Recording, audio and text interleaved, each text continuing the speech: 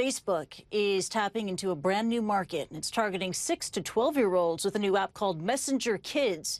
Young users can chat with their friends, make video calls, and send age-appropriate gifts. Now, parents must set up a child's account and approve who they can communicate with. Now, Facebook's main site remains off-limits to children under the age of 13. Now, for more on the story and the debate, I want to bring in tech journalist Charles Arthur, who joins us live now. Charles, thank you for joining us. Interesting new demographic for Facebook. From Facebook's perspective, why do they think this is a good idea? Well, they did a survey which found that about 2/3 of children under the age of 13 already had their own device. 93% of children were between the ages of 6 and 12 were using a device of one sort. If it wasn't their own, it was their parents.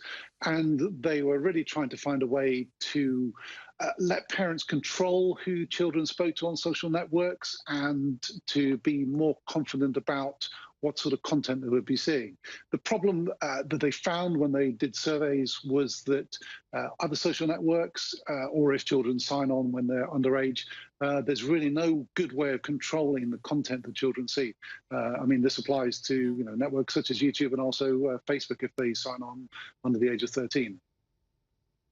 Yeah, so I could see how this app could be sort of playing a gatekeeper function for kids who want to sort of step into the social world. I'm a parent myself. I have a 9-year-old.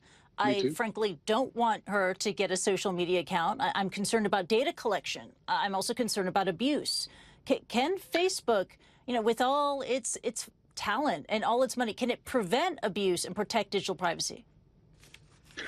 I think it's still an open question. I mean, they have been very thorough here in talking to parents and talking to people who do studies on how children use networks, about trying to make sure that it's really difficult to be abused. So, for example, parents have to approve when children add a new contact. It has to be someone who the parent friends themselves. And then it generally would have to be the child of one of those people who they friend. One can still see that there might be ways for this to be abused, that someone could set up a fake account, pretend to have a fake child, that you could therefore see people who are looking to connect with children wrongly, might find ways around it. But yeah, I mean, the broader question is, why do children need to be on a social network in this way at all? I mean, for example, Facebook talks a lot about, it's great for talking to grandparents. Well, I think that actually a lot of children have already been talking to grandparents on things like Apple's FaceTime. There are other video calling services. There's Skype, for example. It's still a bit unclear for the people who aren't Facebook why everyone will want to be on Facebook. But Facebook is obvious. It wants to get them using it early so that they'll then be using it when they're adults. And that's a big part of what the real aim is for Facebook here. I mean, certainly they'd like it to be good for children, but as always, look to the bottom line in the long term, and that's all about Facebook. Yeah, absolutely. On Facebook, we know why it's free, because the product is you, the product is me, and we really have to ask the hard questions ourselves. Why do we ourselves want to be on it, or kids as well? Parents have to be across this, also governments as well. So as social media platforms evolve, are policymakers keeping pace? Well, in Europe, there's a new set of regulations which are going to come in next year called the GDPR, which are much more rigorous about the collection and the use and the monetization of data about individuals. There has to be much more explicit permission given. It's still not entirely clear quite how Facebook will manage to alter its privacy policies and the way that it uses and collects data about people. Very much about the way, for example, that when you're not on Facebook itself, when you're just looking at another page in a browser, but you're signed in with Facebook, Facebook is collecting data about what you're doing there. So it's a bit unclear whether the GDPR will allow that to continue next year, or whether Facebook will have to alter the way that it behaves a bit.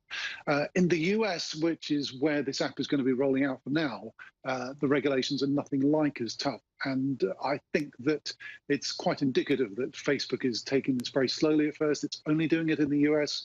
It's only for the moment doing it on the Apple's platform, the iOS platform for iPhones and iPads. So the much bigger population of people using Androids and the much bigger population in Europe and the rest of the world, it's not going to those yet. So I think that they're being a bit circumspect about this. They're trying to sort of dip their toes in the water. But I think generally what we see with social networks is that things will start out being really great, but over time we discover all the flaws in them. And that's evident even, for example, with streaming services over here in the UK. The National Crime Agency has been warning parents recently about the dangers of allowing children to use streaming services. Recently, they arrested 200 adults who they found were trying to groom children through them. So, you know, things always start out looking good, but after a time, the cracks start to show. Got it. Sorry, quick question for you, just one word answer. Right now, would you sign your kids up for this app, yes or no? No. Okay. Because I don't really want them to be on Facebook. Yeah, there we go. And that's a question that we should all be asking ourselves. Thank you so much, Charles Arthur. We'll talk again next time. Take care. You're watching